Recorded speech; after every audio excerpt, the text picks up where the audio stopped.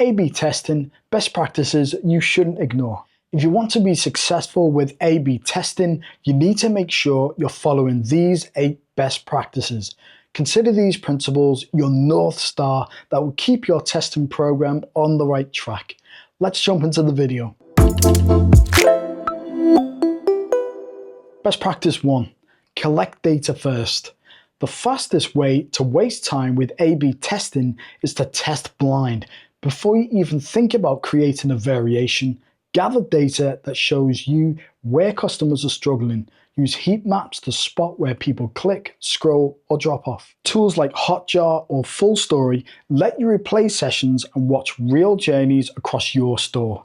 And don't underestimate customer feedback. Reviews, post-purchase surveys, and even support tickets will show you the exact friction points that are worth testing. Best practice 2. Pick the right test goal. Here's the truth. Clicks, impressions, or time on page don't matter if nobody buys. Those are vanity metrics. The right goals tie directly to revenue, checkout completions, average order value, subscription signups. And you need to think about second order effects. For example, a new headline might boost add to carts, but if it's attracting the wrong shoppers, your order count could actually drop. Every test should connect to the overall health of your funnel. Once your goals are sharp, the next step is to create test ideas that are actually worth running, and that's where hypotheses comes in. Best practice 3, define your hypotheses. A hypothesis keeps your test grounded. Use the simple formula. If we change X, then Y will happen because Z. For example, if reviews appear above the fold, conversions will increase because shoppers build trust faster. Notice how it's specific, measurable, and tied to KPI. Without a clear hypothesis, you're just making changes and hoping something works, and hope is not a strategy. Best practice 4, stress test your analytics setup. This one might sound obvious, but it's critical. Make sure your tracking works before you hit start. Check that every pixel, tag, and event fires properly. Tools like Google Tag Manager or GA4 Debug View can help you QA, because here's the nightmare scenario.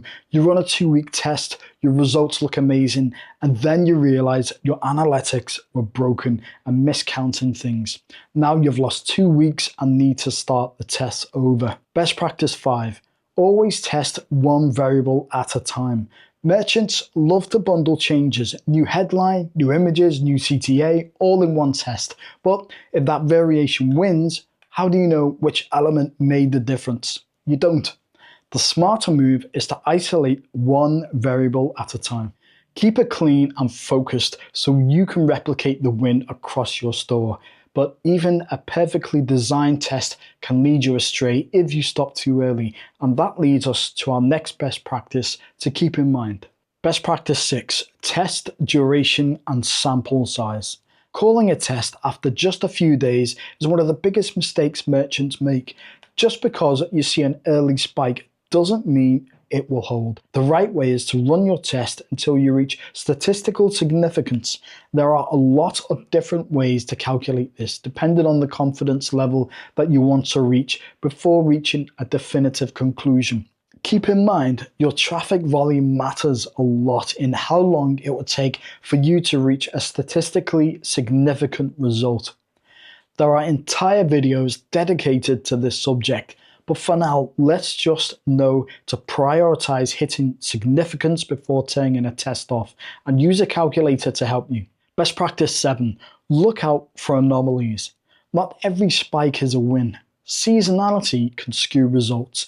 Shoppers act differently during holidays or sales events. Novelty bias is another trap. A new design often performs well just because it feels fresh, but performance fades once the novelty wears off. That's why smart merchants retest periodically to confirm that the result wasn't just a fluke. Think of it like stress testing your success. If it holds up under pressure, you know it's real. And once you do land a real win, the final step, make sure it never gets lost. And that one's critical. Best practice 8, keep a test log. Most merchants move on too quickly from their results. They forget to document what worked, what didn't, and why. A simple test log with the goal, the variation, the results, and the takeaway becomes an internal knowledge base. It prevents you from running the same failed test twice, helps onboard new team members faster, and compounds your growth over time.